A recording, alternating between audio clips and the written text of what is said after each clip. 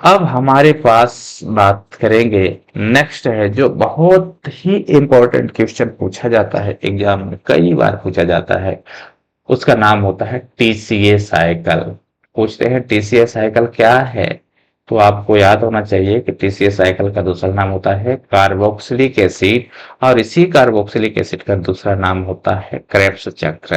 कभी कभी एग्जाम में आता है तो कंफ्यूज नहीं होना है। ये क्या करता है, प्रोड्यूस करता है ATP inside the mitochondria. Mitochondria के अंदर ये क्या करता है, एटीपी को प्रोड्यूस करता है। सबसे पहले हम ग्लूकोज को लेते हैं तो ग्लूकोज का एंड प्रोडक्ट क्या होता है, पायरूवेट बनता है।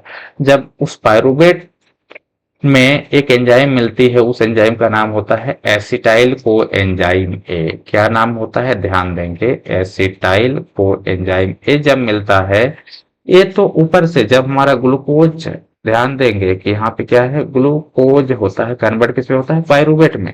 ये अभी इस मैटर को छोड़ देते हैं, यहाँ पे इसको क्या करते हैं, छोड़ देते हैं। अब हम बात करते हैं टीसीए साइकिल यानी ट्राई कार्बोक्सिलिक एसिड साइकिल। तो हम स्टार्ट कर लेते हैं, यहाँ पे क्या होता है, सिट्रिक एसिड होता है। नाम याद रखेंगे आप, क्या, सिट्रिक एसिड। अब इस सिट्रिक एसिड में हम आइसोसिट्रिक एसिड यहाँ पे जोड़ते हैं। सपोज एक एग्जांपल हम आपको बता रहे हैं, जैसे CH3 CH2 CH2 CH3, chemistry की बात कर रहे हैं। दो हमारे पास केमिकल कंपाउंड है, यहाँ पे CH3 CH और CH3, यहाँ पे CH3।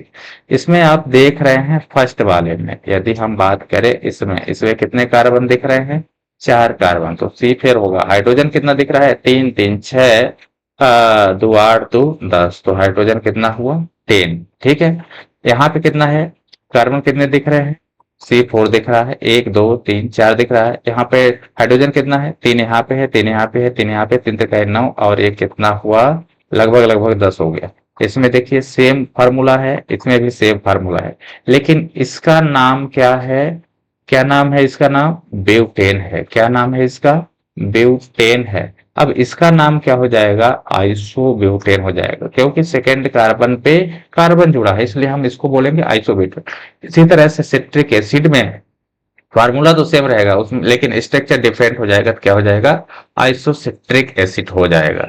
जब आइसोसिट्रिक एसिड हो जाएगा तो इसके साथ कार्बन डाइऑक्साइड बाहर निकलेगा, यहाँ पे NAD इंटर होगा और NADH बाहर निकलेगा, तो यहाँ पे बनाता है अल्फा कीटो ग्लूटोरिक एसिड। यहाँ पे भी कार्बन डाइऑक्साइड बाहर होगा, और सेम जो यहाँ पे NAD और NADH लिया, सेम प्रोसेस होगी, तो यहाँ पे बनता है सक्सिनाइल को एंजाइम। अब यहाँ पे सक्सिनाइल को एंजाइम में एटीपी लेता है और एटीपी को बाहर रिलीज करता है, सक्सिनाइल को एंजाइम कन्वर्ट हो जाता है सक्सिनेट में। याद रखेंगे किसमें कन्वर्ट हो जाता है, सक्सिनेट में। यहाँ पे एक एंजाइम और चाहिए, एंजाइम नहीं चाहिए, हम कह सकते हैं कि उत्प्रेरक ले सकते हैं, FAD और FADH बाहर निकलता है तो बना क्या लेता है, फ्यूमरेट। अब इस फ्यूमरेट में वाटर ऐड हो जाता है, जो हमारे बॉडी में प्रोसेस चलती है माइटोकॉन्ड्रिया के अंदर, जो बॉडी होती है उसमें वाटर ऐड हो जाता है, सेल में ऐड हो जाता है, तो बना क्या लेता है, मैलेट। सेम यहाँ पे जो प्रोसेस होगी, NAD और NADH को बाहर निकालेगा, तो यहाँ पे बनता है ऑक्जिलो एसीटेट। और इस तरह से प्रोसेस चलती रहती है हमारे बॉडी में, सेल ऑटोमेटिक काम करते रहते हैं। हम ग्लूकोज को लेते हैं, कन्वर्ट होता है किसमें, पायरूवेट में। पायरूवेट में एसिटाइल को एंजाइम मिलता है और वापस इसमें आता है। ऐसे प्रोसेस चक्कर चलती रहती है। इनका जो हमने नाम दिया था शॉर्ट फॉर्म, इनका फुल फॉर्म भी यहाँ पे है, आप देख लेंगे कि इसको इस फुल फॉर्म के नाम से जानते हैं।